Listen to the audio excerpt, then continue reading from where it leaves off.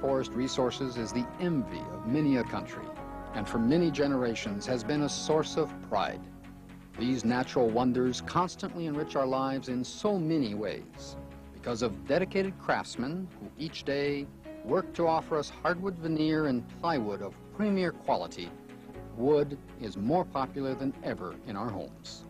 Let's take a look, step by step, at how this true Canadian resource has changed our lives for the better. As soon as the logs arrive from the forest, they're classified by species, inspected, and kept under conditions of optimal humidity to avoid any deterioration during the warm season. The first step is debarking. Taking great care not to damage the log, the bark is peeled off with an evenness that only the sure hand of an experienced technician can accomplish. The bark is recycled to be used as fuel or be shredded as raw materials for other industries. The key to the operation, how and where a log should be cut, depends on the slicing method used to produce the veneer. Modern sawing methods allow us to place the log in the best position to obtain the highest quality and yield, without loss, above all, without damaging the wood. Each log, already identified or registered, has its own barcode. This enables the different parts to be easily identified at any time.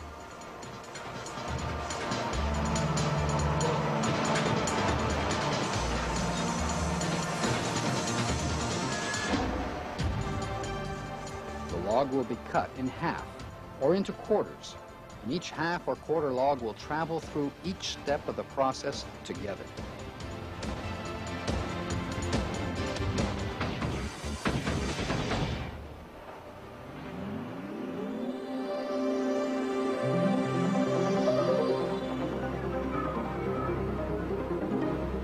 The next crucial step in the manufacture of quality veneer involves soaking the logs. To soften the fibers, which is necessary for uniform slicing, the cut logs are put into vats or steamers and completely submerged at temperatures ranging from 80 to 100 degrees Celsius for a period lasting anywhere from 12 to 72 hours. The success of the different cutting methods largely depends on the consistency of the wood fibers. Everything from the hardness of the wood and the size of the logs to the fragility of certain species of wood and the weather conditions affects the water temperature for soaking. For maximum effectiveness, the log should be cut within an hour of the soaking.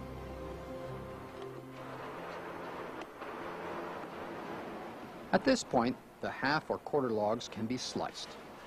To ensure that the veneer lots of the same tree are not separated, tags corresponding to a log's barcode are carefully attached and scrupulously verified at each stage of the process. Let's take a look at the different ways of cutting the wood. Flat slicing is the most common cutting method.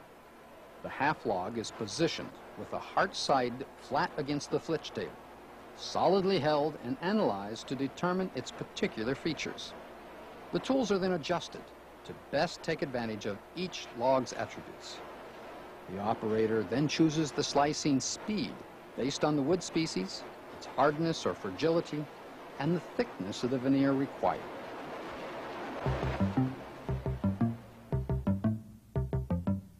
Slicing is done parallel to a line through its center. This cut produces a light, multicolored, and very distinctive pattern.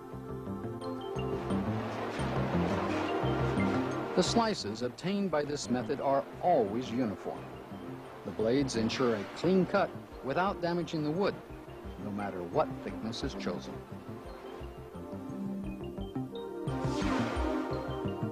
The quarter slicing method produces a series of straight lines. The quarter log is mounted on the flitch table such that the log's growth rings hit the blade at right angles.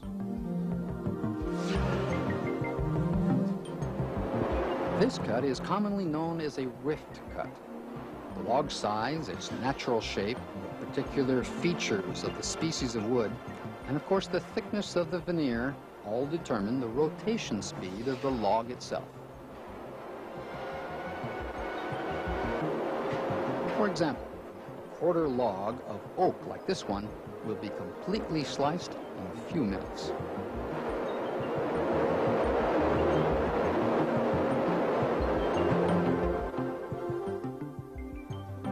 The cut is done at a slight angle from the position of the quarter log. This method results in a comb or rift grain effect in the different species of oak.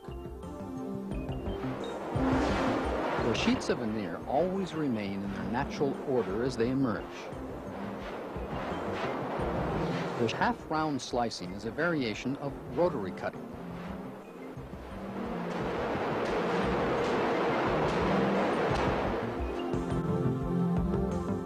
The grain effects produced by this cut have the characteristics of both rift cut and flat sliced veneer. The cut slightly crosses the annual growth rings.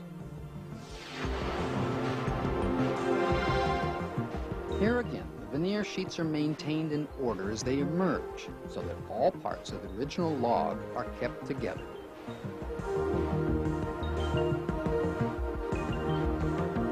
One by one, the slices of veneer carefully enter the dryer.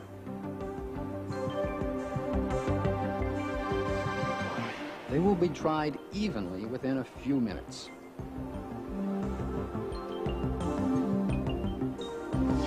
As the veneer slices leave the dryer, they are once more reassembled to reconstruct the log, which never separates. The identification tags are subject to several verifications. The last step involves examining and classifying the veneer. An expert carefully inspects each log to make sure customers receive quality veneer that meets strict standards. Let's take a look at a totally different way of producing veneer, rotary cutting. Since the logs won't have to be sawed, they are soaked as soon as they arrive at the plant. This ensures a soft bark, which allows for very precise peeling. Next, the wood is positioned and examined by the operator, who adjusts the razor-sharp blade to produce the correct thickness of veneer. Depending on the temperature and the particular characteristics of the wood species, the rotation speed may also be modified.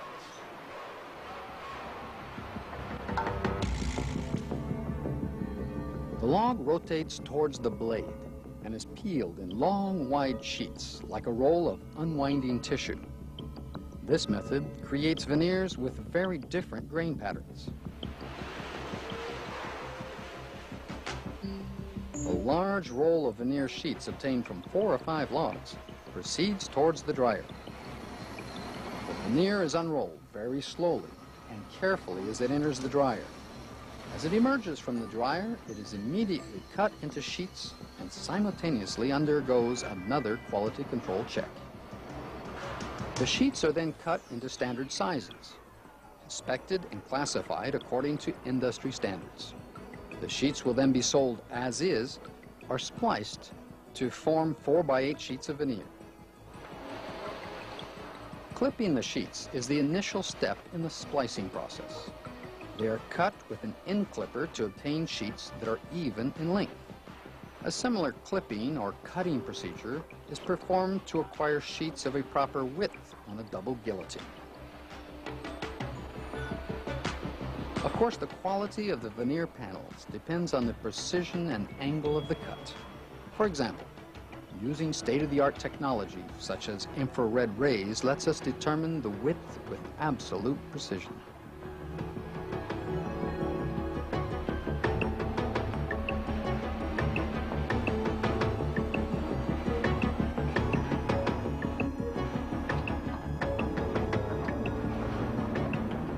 The panels are then headed toward the glue machine, which bonds the edges of the sheets.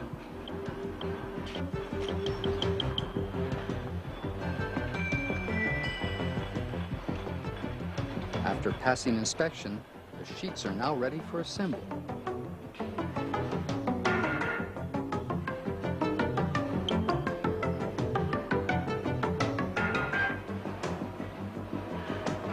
Next comes the actual splicing. Here we see how the sheets are assembled to produce a book match. The pressure exerted and heat used ensure a solid, consistent joint. The panels of veneer are now ready. A wide range of matchings are available. Here are a few. A whole piece panel is a single sheet of rotary cut veneer. For a book match, every other component is turned as if it were the pages of a book. In a slip match, adjacent sheets of veneer are placed side by side without being turned.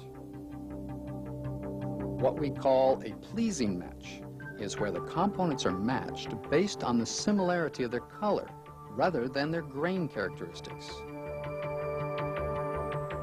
Unmatched panels are where the components are joined without matching the wood grains.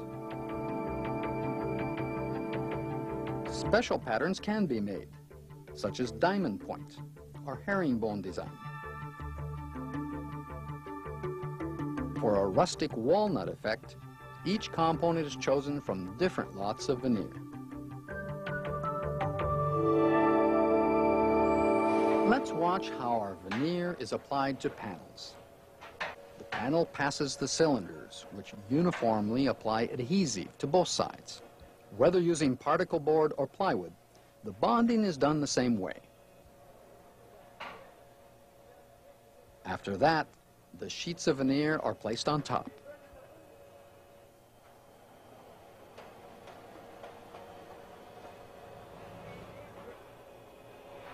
The technique used to actually manufacture plywood is the same.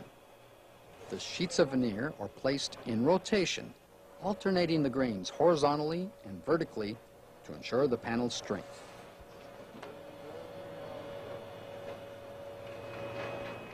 The following step is temporary. Pre-pressing temporarily fixes the panels so they can be more easily handled.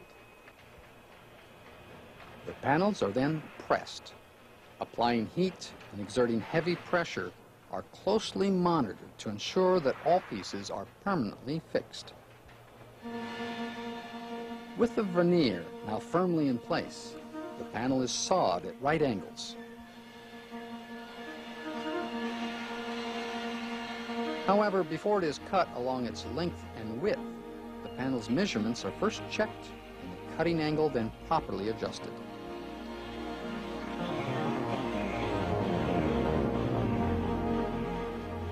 In the case of oak veneer, the panel must be cleaned with an acid rinse to eliminate all traces of blue stain.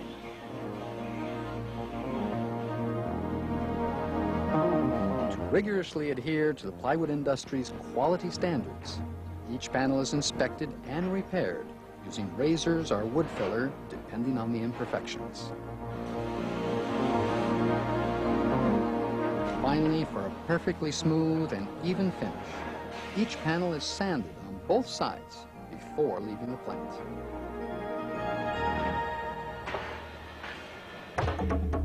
There are almost no limits when it comes to veneer.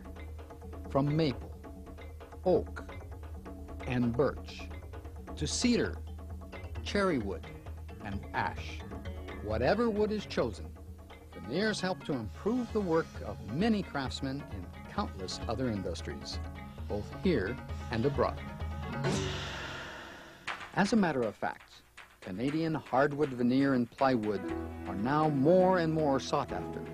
The result is that exports of these products are now playing a vital role in the strategic development of companies within our industry. Only by taking great care of our natural wealth of forest resources and by depending on a highly skilled and continuously trained workforce can the hardwood veneer and plywood industry lay the solid foundation for an even brighter tomorrow.